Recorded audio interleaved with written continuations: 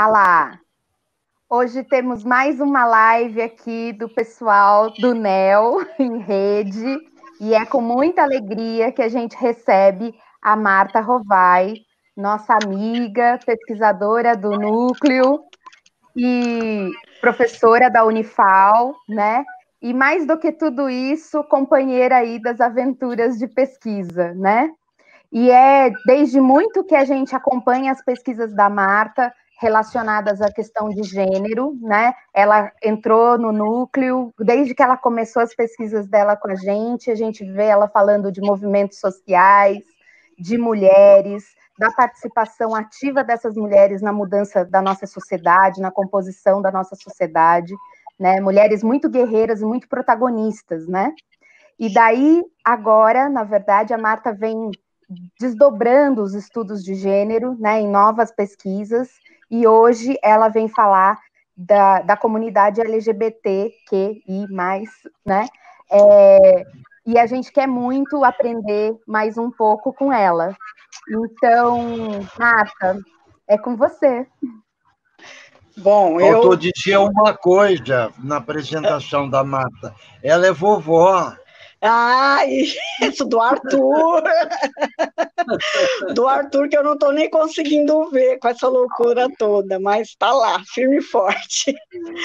Bom, eu estou muito feliz de estar aqui, óbvio, né, com pessoas queridas. Cada encontro desse faz a gente ter muita esperança e muita desesperança, né, no sentido de parar de esperar, né, e saber que a gente está acompanhado em muitos lugares, que a gente não está sonhando sozinho, não está agindo sozinho, apesar de não estarmos juntos fisicamente, mas, nossa, esses encontros dão um gás muito grande na gente, né?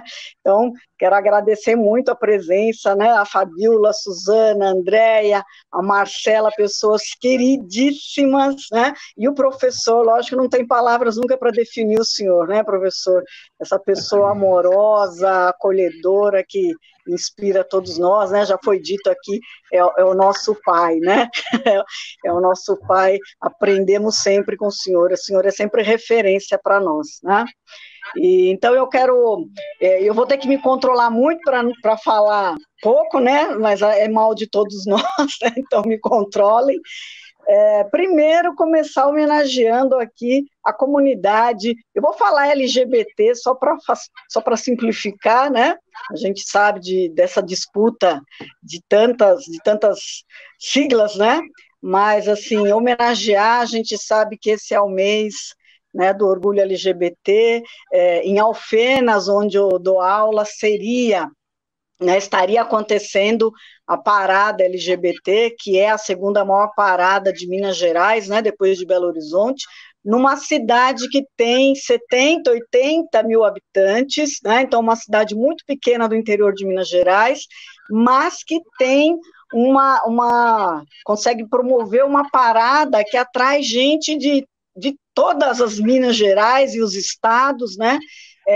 E isso me chamou muito a atenção. Então, como falou a Suzana, eu comecei trabalhando com as mulheres na cidade de Osasco, que lutaram contra a ditadura civil-militar. Depois, no Piauí, eu trabalhei com as mulheres pescadoras, né?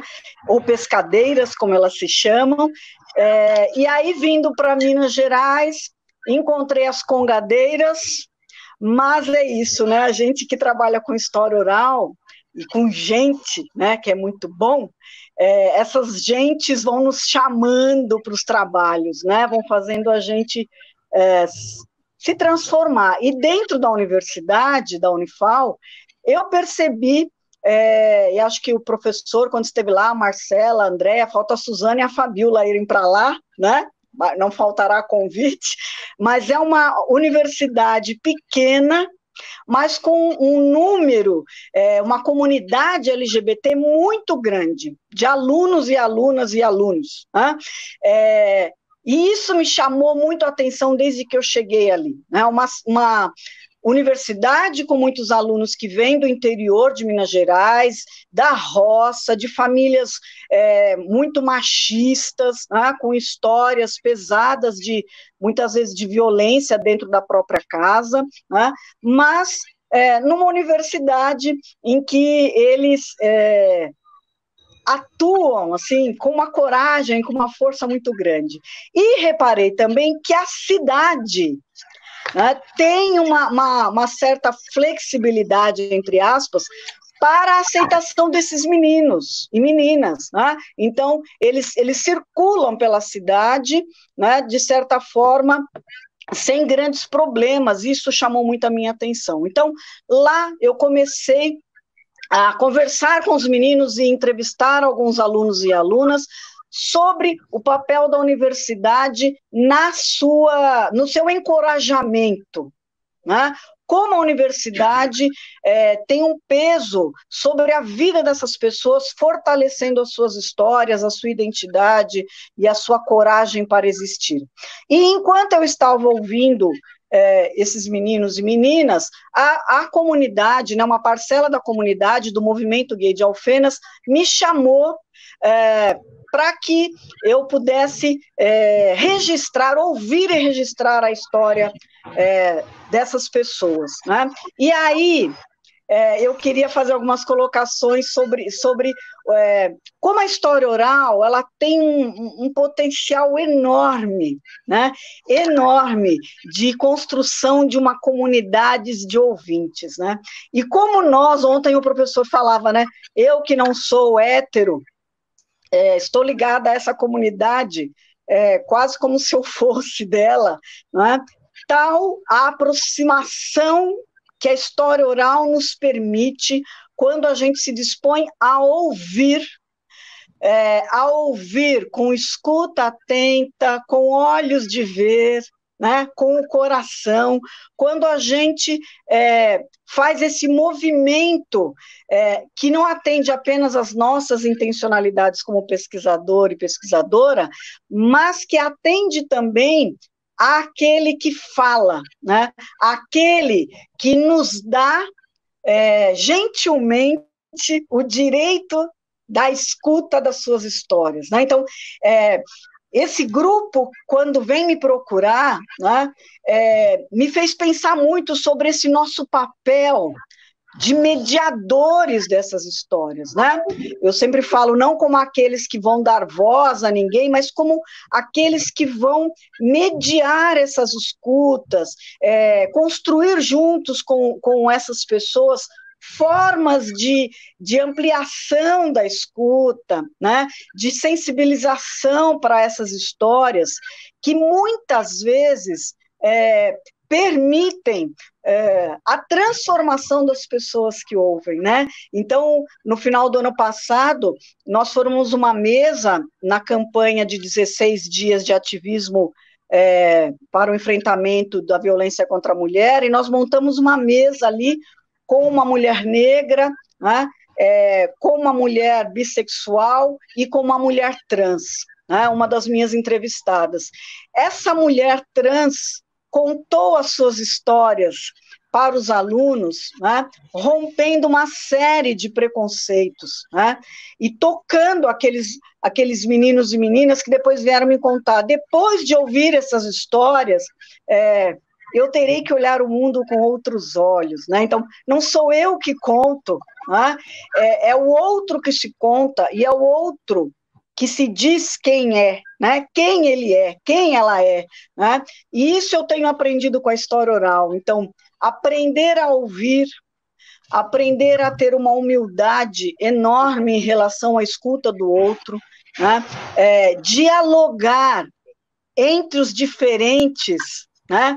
Diferentes porque falamos de lugares diferentes, mas iguais porque a história de cada um ali, naquele encontro, tem o mesmo valor, né? Então, aquilo que o outro me conta é o conhecimento que nasce naquele momento do nosso encontro, né?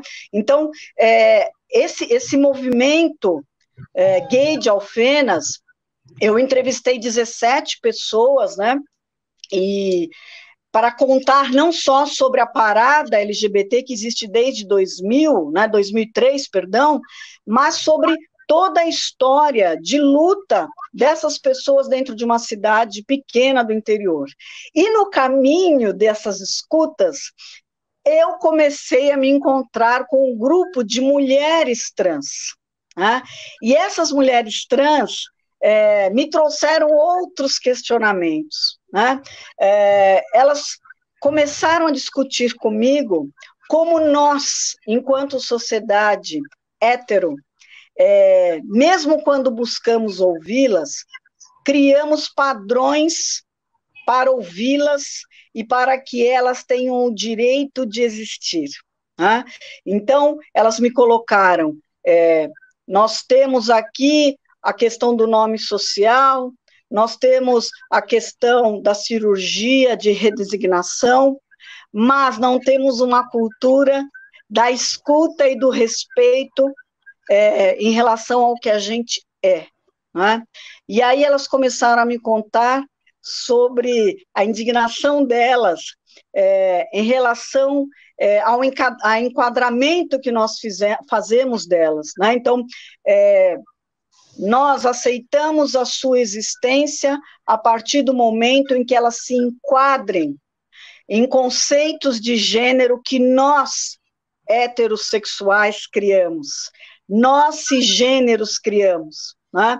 Essas mulheres que eu entrevistei, que até o momento são 12, assim, entrevistei homens, agora estou começando a entrevistar homens trans, mas nenhuma dessas mulheres realizou ainda, e muitas delas não desejam realizar a operação de redesignação, né? E aí elas dizem assim, não é porque não fizemos a operação que vocês determinaram que a gente deve fazer para a gente ser considerada mulher, que nós não somos mulheres, né? Vocês esperam de nós que a gente haja de forma que vocês possam nos catalogar, nos enquadrar, para que a gente seja aceitável. Então, ou a partir da ideia de um sofrimento, né, de uma aversão ao órgão genital, né? Então, se não houver sofrimento, se não houver vitimização, não é legítimo que a mulher ou o homem trans assim sejam considerados, né? Então, a partir dessa escuta, e a cada encontro, eu saio aprendendo muita coisa sobre a forma como eu, na boa intenção, né, fui ouvi-las, e é preciso muito mais do que boa intenção, é preciso, de fato, querer ouvir e querer aprender com essas pessoas, né? Quando eu disse a elas, perguntava a elas o que falta para que elas sejam cidadãs e sejam vistas como pessoas, e elas dizem assim, não nos falta nada, né? Os direitos estão aí. O que nos falta é que vocês nos ouçam, que vocês nos vejam como pessoas, que vocês nos deixem existir como pessoas, né? Nós não queremos nada de diferente, né? A não ser reconhecidas como pessoas.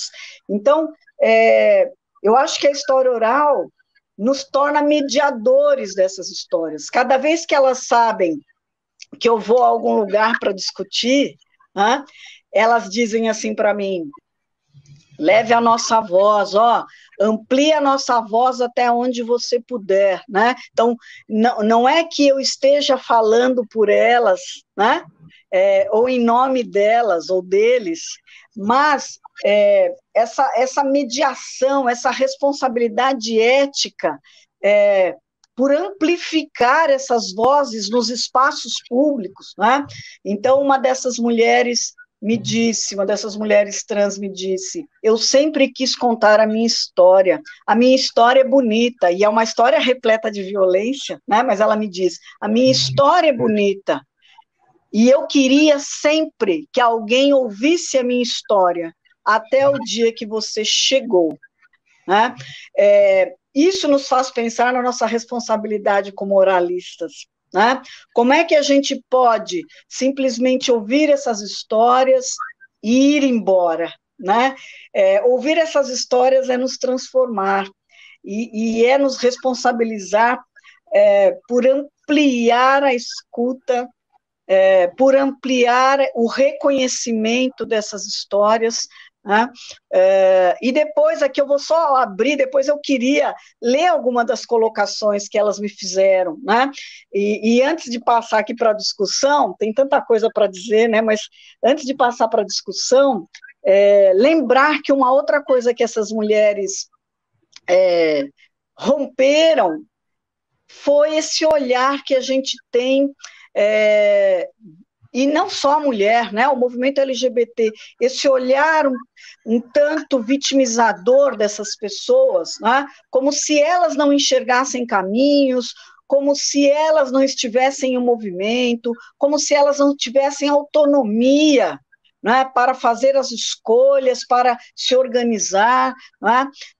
E também essas mulheres que eu entrevistei, e homens trans agora, não são pessoas que estão reduzidas à questão da prostituição.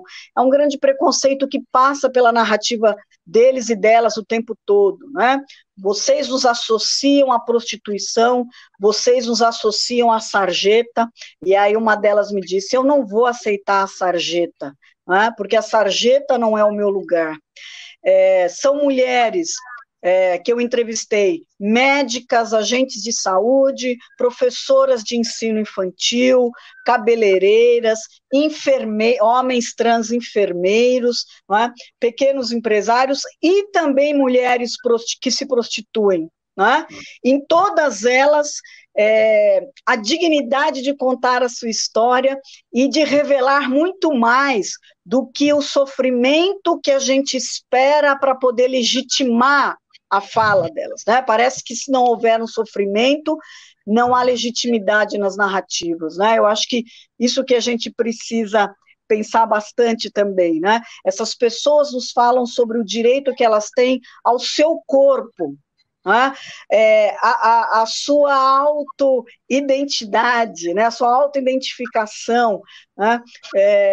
Essa autonomia para serem quem são sem precisarem ser tuteladas, né? Então, uma dessas mulheres me disse, vocês precisam que um médico me diga que eu preciso fazer cirurgia, que um outro me diga que a minha voz já é feminina, que um juiz diga que eu posso ter nome social, vocês continuam a nos tutelar e a decidir sobre quem nós somos. Né? Então, é isso que eu gostaria de jogar para a discussão, ok? Marta, nossa, sua fala é cheia de afirmações contundentes, né? E quando eu fiz a apresentação, sua apresentação, falei que você iniciou com mulheres. Talvez eu tenha que corrigir. Você continua com elas, né? Continuo com elas. Então, a gente também tem que modificar, né, esses rótulos e esses padrões do que é ser mulher ou qualquer outra situação e performance, né, de sexualidade que a gente tenha. E é tão bonito ver você falar disso e trazer, né, essas vozes, fazê-las ecoar aqui, né, para mais gente. Eu não sei se o professor quer fazer alguma intervenção, se a Marcela está com a câmera um pouco ruim, por isso que ela vai ficar entrando e saindo, ou se a Andréia também, que acabou de cair. Bom, não sei, abro aqui para vocês e também peço para o pessoal do chat, se quiser encaminhar perguntas, por favor. Cadê a Marta? Agora foi a Marta que caiu, minha gente. Acho que ela está reconectando. Andréia. Ih, a gente caiu com a Marta. Cadê a Marta? Bom, aqui, tá chegando. Calma aí. Desculpa, gente, caiu. Ai, caiu. Nós tudo caímos e levantamos aqui, Marta. Foi um apagão geral. Eu queria fazer uma pergunta para a Marta. Quer dizer, eu queria fazer um comentário e perguntar para ela.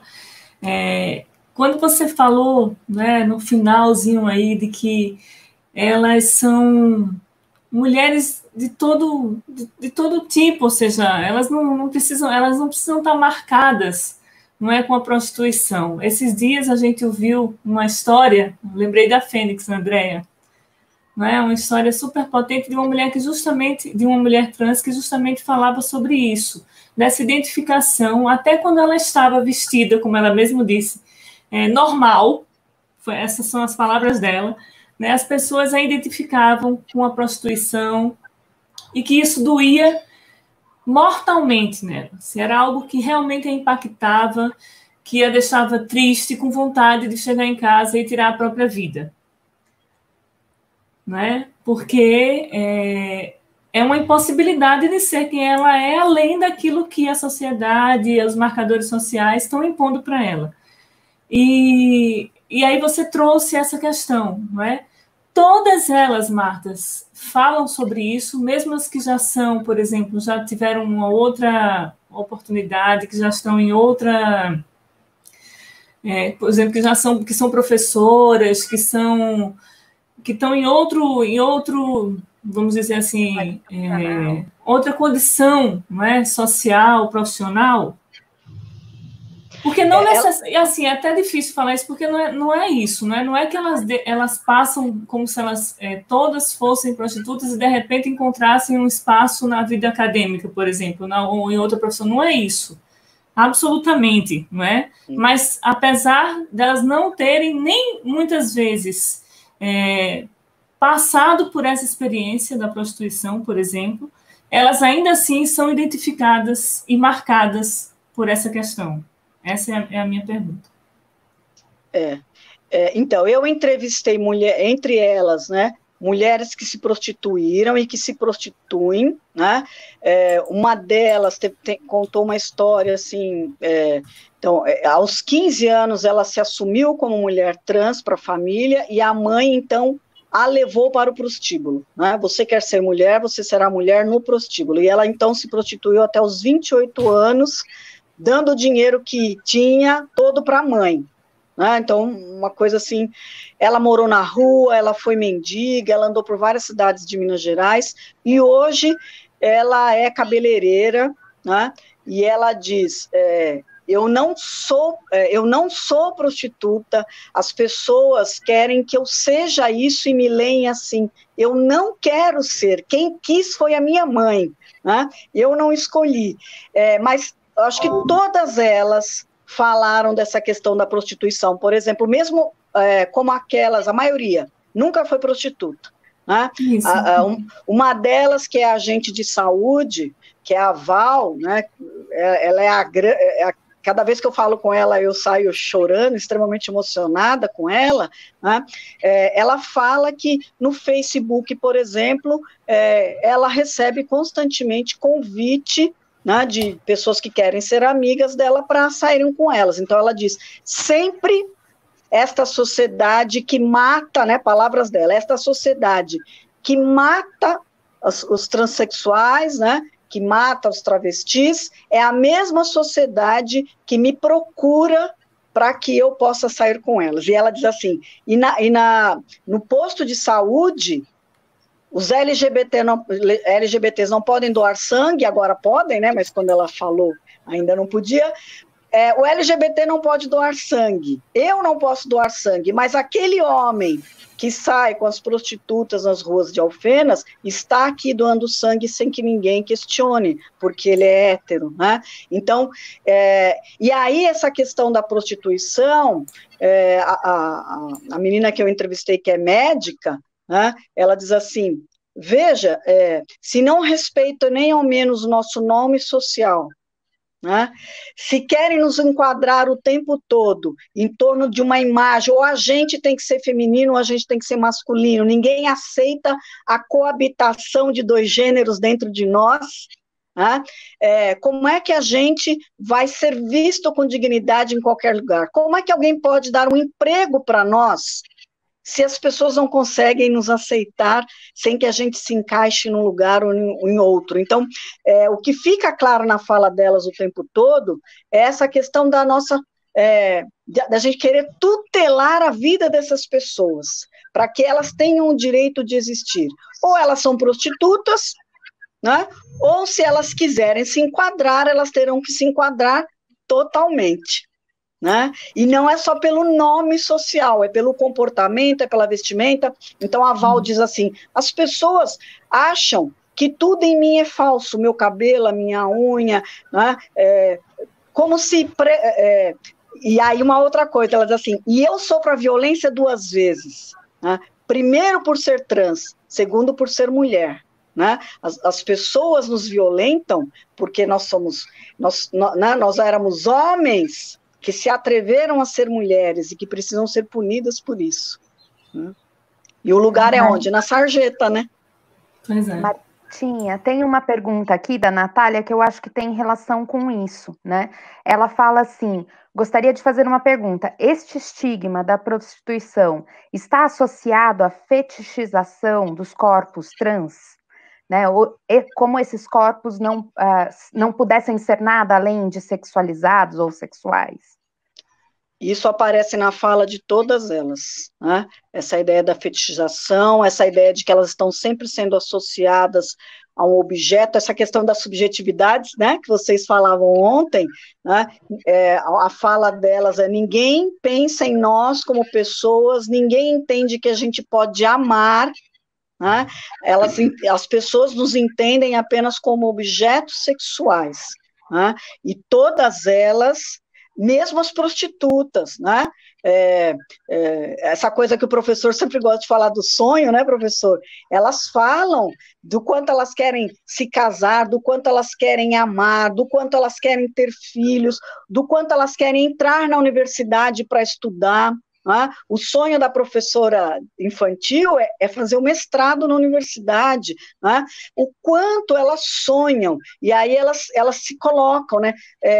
As pessoas não nos veem para além disso, né? E devo dizer uma coisa que eu acho que é importante, ao contrário, os homens trans não são vistos assim, porque a passabilidade deles é muito maior, né?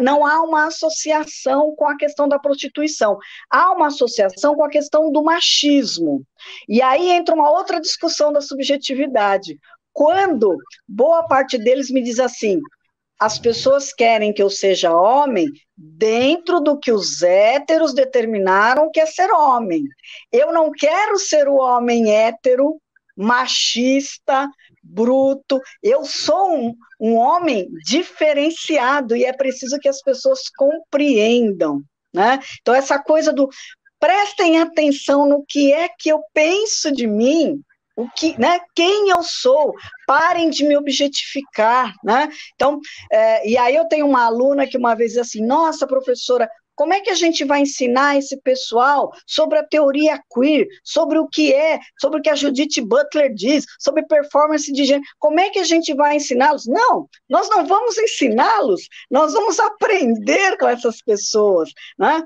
O movimento tem que ser nesse diálogo constante, a gente precisa nos despojar da nossa arrogância acadêmica, que acha que tem sempre que ensinar alguma coisa para o outro, é o outro que está nos ensinando, porque somos nós que nos abrimos para a escuta, né? Somos nós, eles é que estão nos dando o direito da potência da voz, né? E das suas histórias, então nós precisamos ter muita humildade para aprender com essas pessoas, né? A Judith Butler escreveu a partir das escutas e não da cabeça dela, né? Então nós não vamos lá ensinar essas pessoas, né?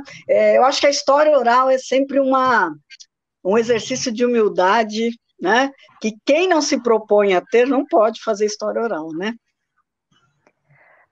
Marta, tem uma outra pergunta aqui sobre a questão das famílias, é a Sandra Fonseca que está fazendo. Gostaria que você falasse do papel da escola e da família no caminho para uma mudança do olhar dessa sociedade, né? Então, se você pudesse comentar alguma coisa sobre essa outra dimensão, né? Então, eu acho que a escola precisa começar a questionar as relações que existem dentro dela, né? Então, uma parte das mulheres das mulheres trans que eu entrevistei, elas falam da escola que boa parte delas não estudou, né? Algumas delas sim, mas a maior parte delas parou no ensino fundamental, no ensino médio, e elas falam muitas vezes do papel do professor, né? O professor que não interfere nos casos de bullying, né? O professor que reforça os estigmas, né? Eu penso que o professor muitas vezes faz isso, ou por desconhecimento mesmo. O professor é um sujeito social também, né? Faz parte de uma sociedade que estigmatiza, né? Então, nós precisamos ter esse movimento, por exemplo, né, que a Andréia, né, a Suzana, a Marcela, vocês têm feito nesses cursos, né? Quer dizer, o professor tem que se dispor a aprender, né? E a perceber que essas pessoas, né, que estão lá na sala de aula, elas são diversas, né? Eu lembro há muito tempo atrás, quando a gente nem discutia isso, né, no ensino médio, um aluno chegou com as unhas pintadas, e vários professores estavam reclamando, nossa, que abuso, Matheus vem para a sala de aula com a unha pintada, quem ele pensa que ele é, né? E aí eu cheguei, na minha boa intenção de professora, né? Falei, Matheus, por que você está vindo para a escola assim, você está querendo provocar? Né? Ele falou, professora, eu não quero provocar nada, eu quero existir, né? Se isso está incomodando vocês, aí o problema não é meu, né? Então, assim, a gente precisa começar a compreender que a gente não é, né, o único modelo de mundo, a gente é tão pequeno perto da diversidade enorme, né? E criar caminhos dentro de sala de aula para o debate, para a escuta dessas pessoas em sala de aula, né? Parar talvez de falar um pouco sobre elas e abrir espaço para que elas se falem, né? Para que elas contem as suas histórias, né? Eu penso que fazer história oral não é só sair entrevistando, né? Quer dizer, em sala de aula há processos de escuta da história oral de vida dos alunos, dos professores, a gente precisa construir isso em sala de aula. E na família, começar a trazer essas discussões também, né? Eu tenho tido algumas experiências na universidade de alunos que me contam como as famílias têm se transformado a partir da volta desses meninos e meninas que não voltam do mesmo jeito, né? Voltam diferentes. Né? Então, um aluno no final da aula falou para mim, Martinha, eu oprimo a minha mãe, e sei que meu pai e meus irmãos oprimem a minha mãe, mas eu sou machista demais, Martinha, e o meu irmão é LGBT, mas, né, ele falou, é gay, né, mas a gente finge que isso não acontece, mas de tanto que eu vim na universidade, sabe o que eu disse para o meu irmão ontem, Martinha? Eu te amo. E sabe o que o meu irmão respondeu? Eu te amo também. São transformações, parecem tão pequenas, mas elas são tão extraordinárias, né? Que eu comecei a chorar. Então, assim, não é uma ideia de salvar, né? Não é uma ideia de salvacionismo, mas é uma ideia de pequenas transformações. Eu acho que salva a gente, sabe? Salva a gente do nosso preconceito, salva a gente né, desse mundo pequeno onde a gente está encerrado. Então, é um longo caminho que a gente tem, né? E parar de pensar que as vidas privadas nas famílias não importam ao debate público, importam, elas precisam ser trazidas para o debate público, né? O problema da violência de gênero, o problema da questão da sexualidade, são problemas dos seres humanos, né? Então é um problema nosso, coletivo. Eu acho que é começar a tratar coletivamente essas discussões. Muito bem. Acho que agora está todo mundo querendo falar. Bom, Andréia fala, depois o professor, depois Marcela. Pode ser assim?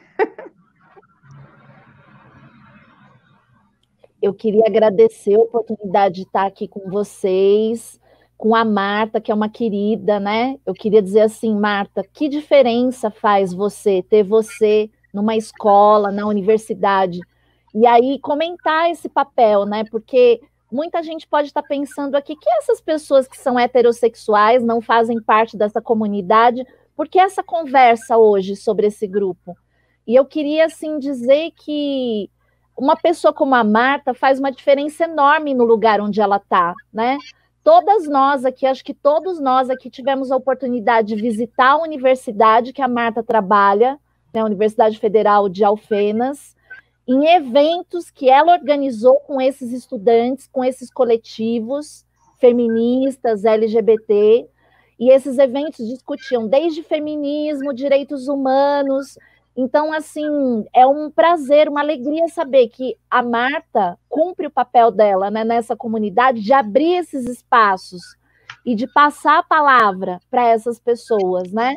Eu lembro quantas vezes a gente foi lá, né, Marta, distribuir livro, fazer palestra. Uma vez tinha o pessoal, a brigada de bolsonaristas, de alunos do ensino médio que vieram para meter o pau na nossa fala, né?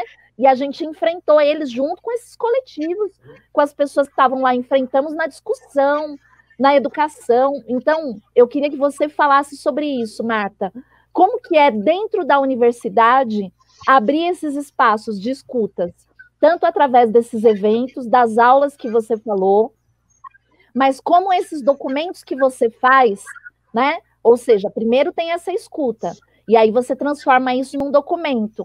Como que eles circulam e para onde eles vão dentro da universidade? Tem algum lugar onde essas fontes gravadas são depositadas, ou os trabalhos depois de escritos, né, de transformados em linguagem escrita? Como que é esse processo? E diante disso, o que esses coletivos fazem com essas histórias dentro desse espaço acadêmico, né, em diversas áreas de conhecimento?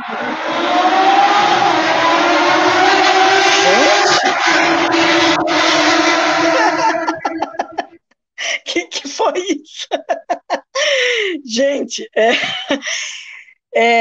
então, com o movimento gay de Alfenas, né, o MGA, foi um processo assim, eles me entregavam pastas e pastas e pastas de material que eles tinham, né, cartazes das paradas, foi um movimento assim, a expectativa, né, que muitas vezes esses movimentos têm em relação ao trabalho da gente, né? Eu escrevi o livro, o livro não está aqui, mas o livro chama Pelo Direito de Ser o que Somos, né? Esqueci de pegá-lo. Esse livro foi feito com financiamento do movimento, né? Então eles fizeram toda uma organização para conseguir financiar o livro. Eles queriam muito que o livro saísse na parada de 2019, na Semana da Diversidade. Então é um grupo que organiza a Semana da Diversidade, com palestras, né? E eu lancei o livro, organizado por eles. Foi um lançamento, assim, maravilhoso, uma coisa que eu disse que aprendi com eles também. Eu entendi o significado da ideia do orgulho LGBT, né? Esse orgulho de existir, apesar de toda a violência sofrida, o movimento LGBT diz, eu existo, olhem para mim como eu sou bonito. Então, no dia do lançamento do livro, foram alunos, mas foram pessoas da comunidade LGBT de Alfenas, foi uma coisa assim, maravilhosa, né? Eles estavam tão orgulhosos desse livro, né? Com todas as críticas também, porque vamos lembrar que uma comunidade não é coesa nem homogênea, já havia críticas, principalmente das mulheres e homens trans, e por isso que continua a pesquisa, né? Porque aí houve essa cobrança, não, agora a gente quer, vamos contar as nossas histórias, porque, segundo as pessoas trans, o movimento LGBT tem problemas, obviamente, mas não tem o problema do desvio do corpo, né, da subversão do corpo. E ter subvertido o corpo é muito mais problemático na existência, né? Então, a gente continuou fazendo essas gravações. Tentamos, na universidade, criar um arquivo para as histórias orais, isso não foi possível ainda, né? Foi criado um arquivo, mas é um arquivo escrito, mas observando o movimento do Benito Smith lá no Rio Grande do Sul, que está criando um acervo LGBT, né, o Close, eu convidei as pessoas, né, de Alfenas, LGBT, para a gente sentar e pensar numa forma de guardar esses registros. Então, só que depois começou a questão da pandemia, né, e a gente não conseguiu fazer isso, mas a ideia é fazer um acervo, sim, dessas histórias, e não só das narrativas, mas do rico material que eles têm, né? E depois disso, a gente trouxe também a discussão para dentro da universidade, como você falou, né, André? Então, a gente já fez várias mesas, várias rodas de conversa, né, trazendo essas pessoas para dentro da universidade, né, e aí os coletivos na universidade é interessante porque não há um coletivo LGBT. Já existiu, que era o Resisto, né, um movimento muito forte, mas não, existem muitos grupos, mas nenhum grupo organizado, né? Há muitas brigas, muitas disputas, né? Mas eu acho que a gente tem um caminho muito bacana, assim, de registrar essas histórias, de compartilhar essas histórias. Alunos que me procuram, professora, eu queria falar da minha história, sabe? Assim, parece que, né, vai engatilhando, né? As pessoas querem ser ouvidas. Professora, registra. Eu moro lá em Alfenas, morei, né, com 3 meninos homossexuais, né? Eu gravei a história dos 3, porque eles... Martinha, grava a nossa história, porque a gente quer ter gravado, né? Então, muito... a gente vai sentindo que o que a gente está fazendo é muito sério, né? É muito importante. Ouvir é um negócio que nos transforma demais, demais, né? E eu acho que é um dos caminhos para a gente tocar as outras pessoas, e é isso que você falou, né, Andréa? Eu sou heterossexual, e eu acho que eu posso mediar, inclusive, essa discussão com os heterossexuais, que não estão a fim de ouvir, que é aquilo que a gente fez no encontro, né? Como é que a gente faz frente a esses discursos? Com argumentos, com sensibilidade, com vida, trazendo a vida para a história. É assim que a gente faz, não tem outro caminho, né? Nós não vamos gritar, nós vamos narrar, nós vamos sensibilizar, nós vamos nos emocionar, e a gente tem que se emocionar. Uma vez, num encontro de história oral, alguém me criticou: professora, você se emociona com o seu objeto de estudo. Não, ele não é meu objeto de estudo, ele é um sujeito que está vivo, que ama, que quer ser visto, né? Eu tenho que me emocionar. Se eu não me emocionar, para que eu fiz história oral? Acho que o professor quer fazer uma pergunta, e daí tem algumas outras perguntas aqui também. Vamos lá, professor.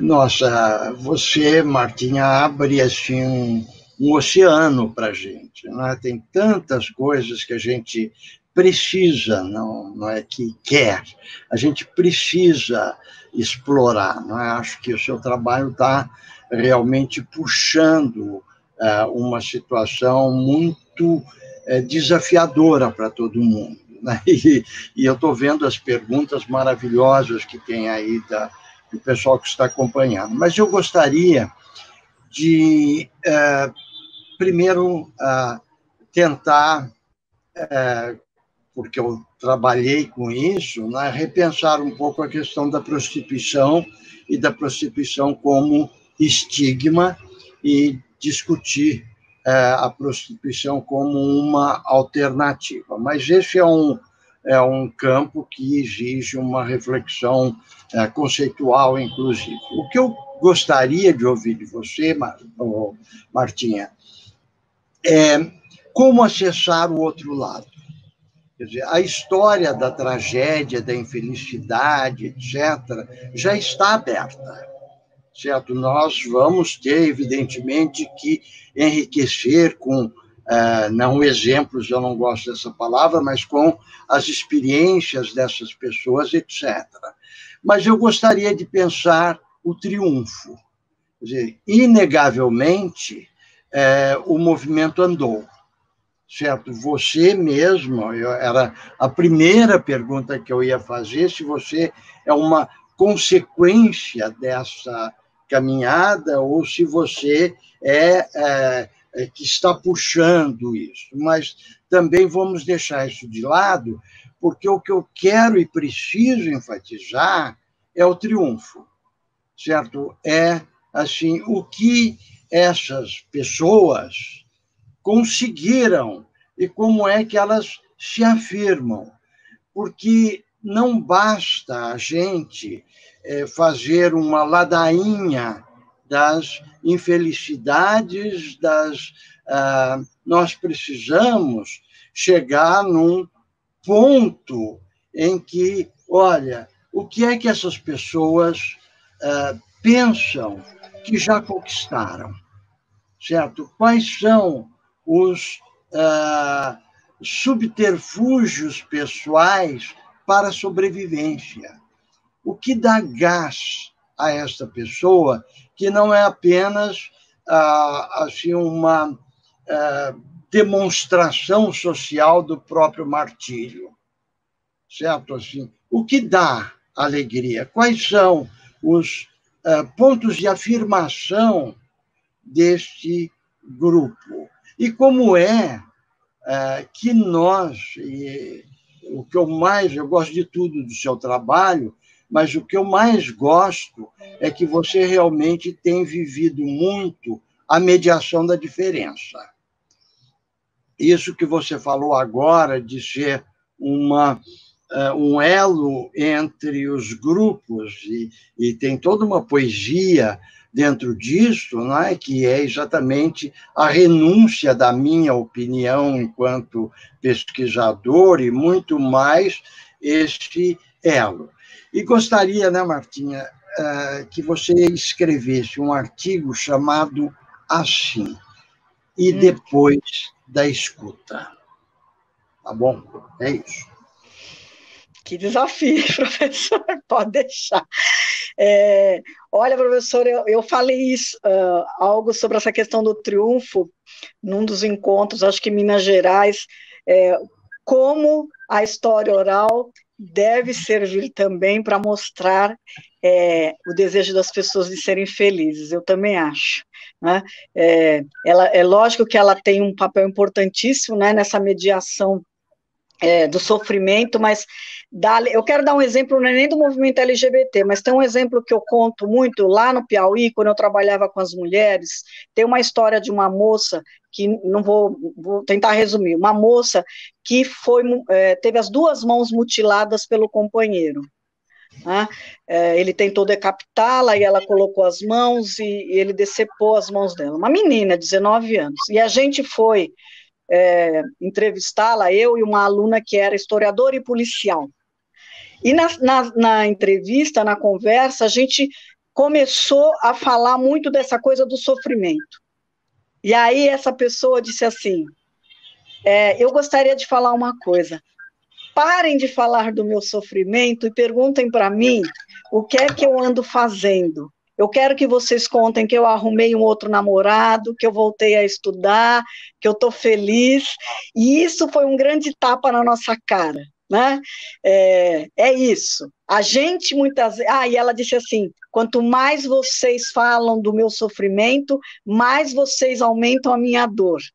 Né? Mais vocês me vitimizam. Então, não foi a partir desse dia, mas nesse dia eu pensei muito sobre isso, né? Como a gente tem que abrir espaço para essa felicidade, e muitas dessas mulheres e homens trans que eu entrevistei falam desse orgulho. Né? A Val, por exemplo, diz assim, a minha parada LGBT é todo dia, eu acordo, vou até a padaria e caminho orgulhosamente pela rua, né? Esta é minha parada LGBT, e eles falam dessas conquistas no emprego, por exemplo, né? A ideia de que eles falam muito dessa saída que passa pelo emprego público, pelo concurso, eles pedem, por exemplo, que a universidade crie cursos de formação para eles e elas, né, que colaborem, que contribuem com a comunidade LGBT para que eles possam caminhar em direção aos seus sonhos.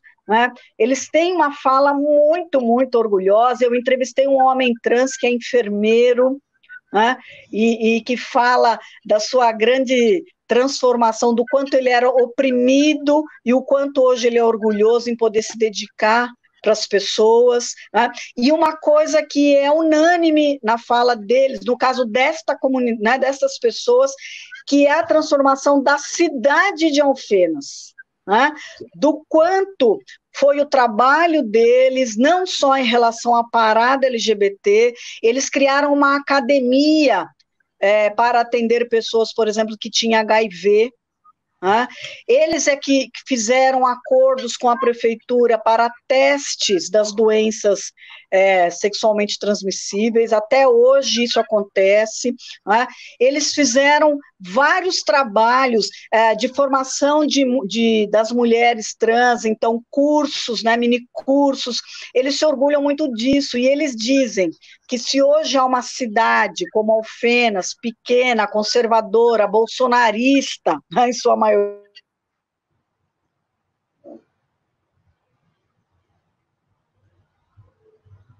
Congelou. Acho que travou. Agora voltou. Marta, voltou. Voltou. Sem sofrerem violência. É lógico que eles sofrem com preconceito e tal, mas Alfenas tem um índice baixíssimo de violência contra pessoas LGBT. Né? Então, eles se orgulham muito, porque eles dizem que isso é possível graças à história, à ação deles. Né? E a Val tem uma fala, eu sou, né, admiradora número 1 da Val. A Val diz assim: um dia fecharam o nosso bar, que era o bar LGBT, eu chamei as minhas amigas e havia só um bar hétero, e elas falaram: nossa, mas a gente vai entrar lá, como é que vai fazer?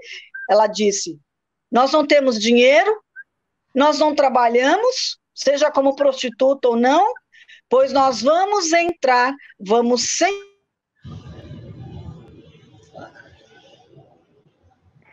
A internet hoje está nos deixando um pouco na mão, né? Vamos ver se a Marta... vai lá, Marta. É isso, vamos quer dizer, entrar, cada história... Vamos sentar. Vamos entrar, vamos sentar e vamos existir. Eu acho, né, uma expressão maravilhosa. Vamos existir, queiram vocês ou não. Então, elas não trabalham, elas e eles não trabalham com a ideia de concessão. E lembrar uma coisa, eu lembro que o professor falou uma vez, quando entrevistava as prostitutas, que boa parte delas tinha sido violentada, né, estuprada.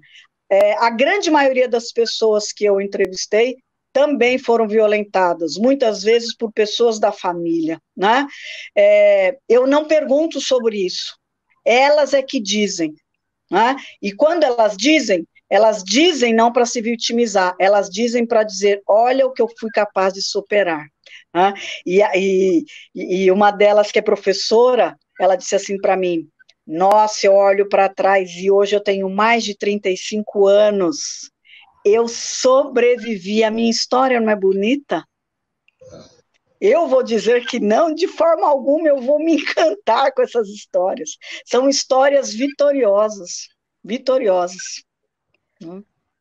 Marta, a gente tem muitas perguntas aqui, né? Eu queria fazer uma também de provocação para você, no sentido de, você falou da responsabilidade da gente como oralista ouvir essas histórias, né? E veio compartilhando, né, algumas questões aqui com a gente, e eu queria pensar assim, como que seria um comportamento, né, esperado da gente como pesquisador, né, para honrar mesmo essa responsabilidade, pensando aí as questões de devolução, né, para a própria comunidade. Mas eu vou fazer uma pergunta em bloco, porque daí eu faço todas as que tem aqui, pode ser? Tá, eu vou pedir para você fazer de novo, porque caiu para mim, eu não ouvi a pergunta. Ah, tá joia. Você falou da responsabilidade de nós pesquisadores. E daí eu queria ver com você como que isso se relaciona com um conceito que para a gente é bem caro, que é o de devolução, né? Enfim, você falar um pouco como que você tem feito isso. E daí tem uma pergunta de história pública e comunitária também, né, Su? Essa ideia de uma história pública e comunitária, né, que a gente defende que aconteça, que a Marta falasse disso também. Exatamente, né? Como que isso pode transcender o nosso próprio grupo, incluir, né? Enfim, e de forma comunitariamente envolver muitos outros sujeitos. Tem uma pergunta do Luiz Regis, que fala assim, né, da questão religiosa da fé, e ele fala: como esse impasse de fé religiosa e acolhimento social deve ser respondido pela sociedade para combater a homotransfobia. E tem uma outra, do Renan, que é sobre a questão mesmo do historiador aí, né? Como você vê o atual esforço de historicizar a cisgeneridade, né, e a cisnormatividade, como se fez em partes como a heterossexualidade, a partir dos estudos e vivências trans, né? Então, entendo que é a partir da história oral, como que a gente pode rever essas questões históricas aí. É só pepino aqui. Ai, deixa eu pensar aqui em cada... eu acho que, como a Marcela falava ontem, né, é muito recente a questão dos debates sobre as mulheres, e eu acho mais recente ainda a discussão em torno das questões LGBT, né? Embora agora a gente veja muito mais a produção, né, de trabalhos em relação a isso, mas eu acho que tem muita coisa ainda para caminhar, e eu acho que passa sempre pela escuta dessas pessoas. Então, essa questão da cisgeneridade, eu lembro que havia uma aluna na Unifal, uma mulher trans, que era lésbica, né? E aí as pessoas não conseguiam compreender isso, né? Então, ora, como é que a gente faz para compreender isso? Levando as pessoas para se dizerem, para se narrarem, né? Eu acho que essa ideia da história pública, ela começa na sala de aula, para mim é um posicionamento. A história pública, ela não é só um processo de divulgação, né? Ela é um processo de posicionamento, de mediações, de amplificação da escuta, do diálogo. Então, assim, a todo momento eu sou um oralista, um historiador público, né, na medida em que eu vejo que o meu trabalho pode provocar debates e transformações. Eu acho que a gente é um facilitador desses diálogos. Então, por onde eu vou, na sala de aula, na universidade, fora dela, a gente fez alguns debates, inclusive, fora da universidade, né? Então, como é que a gente vai abrindo esses espaços? Pelo registro acadêmico, né? Pelo posicionamento em sala de aula, pela provocação fora da universidade, né? Indo aos lugares, indo às comunidades, não só trazendo elas, né? Porque a gente sempre quer trazê-los para o nosso espaço, onde a gente está mais confortável, né? Mas a gente precisa ir também em direção a esses grupos, para que a gente também ouça. Vou dar um exemplo aqui, em Minas Gerais, a gente foi no espaço de acolhimento das mulheres, né? Num dos encontros História Oral, e a gente foi recebido por uma menina que organizava esse espaço de mulheres que sofrem violência, e ela disse assim para nós: que beleza, esses intelectuais todos aqui, sentados, nos visitando para nos ouvir. Mas eu vou dizer uma coisa para vocês: se vocês estão aqui para nos ouvir, para fazerem os seus trabalhos acadêmicos, nós não precisamos de vocês. É isso que essas comunidades nos dizem, né? Quer dizer, venham aqui, né? Saiam também do seu lugar de conforto e venham aqui conversar conosco, venham aqui dar um sentido político, existencial, simbólico para a nossa existência também. Né? Não significa abandonar os nossos, né, procedimentos, deixar de ser quem nós somos, né?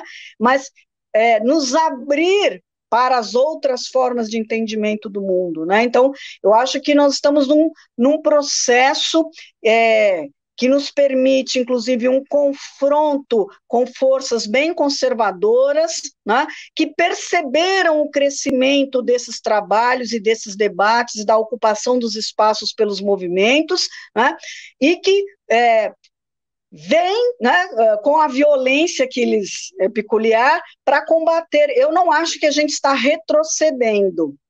Eu acho o contrário, nós estamos num confronto aberto de narrativas, né, porque aquele que era silenciado já não é mais. Ele se diz. Eu brinco com os meninos que quando eu era professora do ensino básico, eu não tinha alunos LGBT, nem alunos negros, nem mulheres que apanhavam. É lógico que os meus alunos passavam por tudo isso. A questão era que a gente não se posicionava e a gente ignorava essas histórias. E hoje a gente tem eu sou otimista, viu?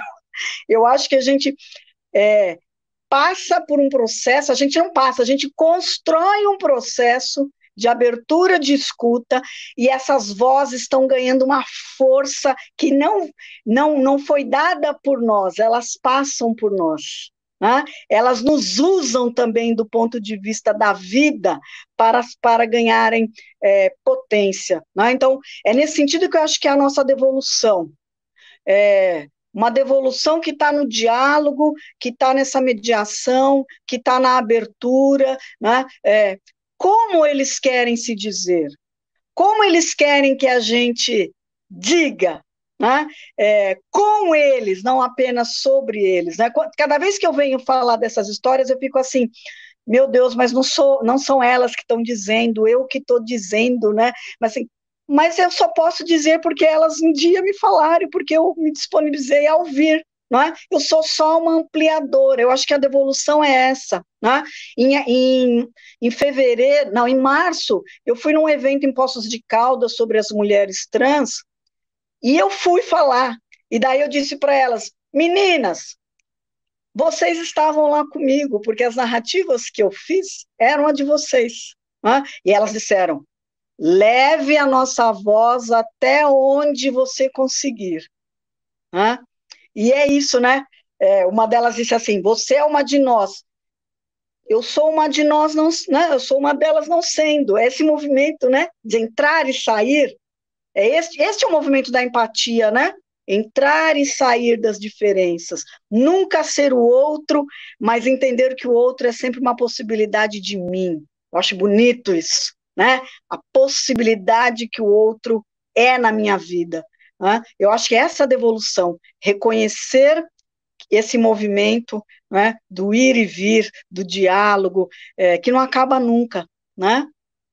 Não sei se eu respondi as perguntas, mas é isso. Eu acho que a gente podia ficar aqui 10 mil anos e as perguntas não seriam respondidas por completo, né? E a gente teria ainda 1000 assuntos para tratar, sempre. Marta, a gente tem já o tempo aqui encerrando, mas queria ver se você quer fazer uma fala final, se alguém daqui, o professor, Andréia, Fabiola, querem já pensar essa finalização. Daí é só abrir o microfone e falar. Alguém se habilita? Então, Marta, é com você. Queria falar uma coisa. Marta, parabéns por ser essa narradora, né? Maravilhosa que você é. Para a gente é um prazer não só ler os seus trabalhos, mas ouvir você performatizar, interpretar essas histórias. Né? Você dá vida para essas histórias através da sua fala, da sua pesquisa, do seu corpo, né? Da sua presença. Então, você fazer esse duplo dessa presença aqui para a gente sempre foi um prazer, sempre foi uma forma de nos ensinar, né? Então, é um privilégio que você possa estar com esses alunos tão jovens, fazendo esse trabalho, nesses eventos, nessas comunidades. Eu queria dizer que foi mais uma vez uma felicidade poder ouvir através de você todas essas histórias. Obrigada. Eu que agradeço. Eu quero terminar com uma fala da Val, não minha, tá? Eu estou apaixonada pela Val também. Onde ela passa, ela carrega o mundo. É um negócio impressionante a força que ela tem. E eu queria terminar com uma fala que ela fez para mim, né? Quando eu perguntei para ela da questão dos direitos, e eu acho que eu vou usar a minha voz para amplificar a voz dela para nós. Então, ela diz assim, os direitos existem para vocês, mas quando chega para mim, eles são negados. Vocês não são pessoas? Eu também sou. Não quero nem mais nem menos, não quero privilégio. E as pessoas dizem, o que é que esse viado quer? Quer privilégio agora? Quer poder andar na rua com segurança? Desse jeito? Quer apanhar? Vai virar homem. Não quero privilégio, não quero mais do que ninguém. Eu quero direito iguais aos seus. Direito de ir e vir, direito ao trabalho, direito à dignidade humana. Eu quero esse direito que já existe. É só não negar para mim e para as minhas irmãs. Temos que construir uma educação para os direitos humanos.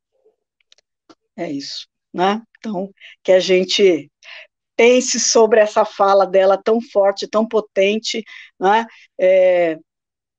Temos muito trabalho pela frente. Quero agradecer demais a escuta de todo mundo e estou muito feliz aqui de mais uma vez a gente caminhar mais um tiquinho e ampliar mais um tiquinho cada voz. Gente, vou fazer um negócio aqui voa.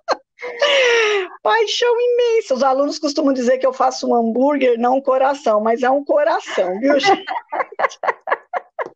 Professor, deixa eu só falar uma última coisa. Eu sempre conto para os alunos da sua experiência lá na Europa e de uma coisa um momento que o senhor viveu, que foi quando o senhor foi entrevistar uma prostituta, e essa prostituta era uma mulher trans, e o senhor contou, né, que o senhor teria dito a ela, mas eu só entrevisto mulheres, e ela disse, mas quem disse para você que eu não sou mulher? É desta frase que eu parto sempre nas minhas aulas para discutir sobre o direito de ser quem somos. Né? Obrigada, viu, professor, por tudo. Obrigada a todo mundo, minhas queridas. Né? Amo todo mundo. Obrigada. Obrigada ao público. Obrigada a você, Marta. Beijo. Demais.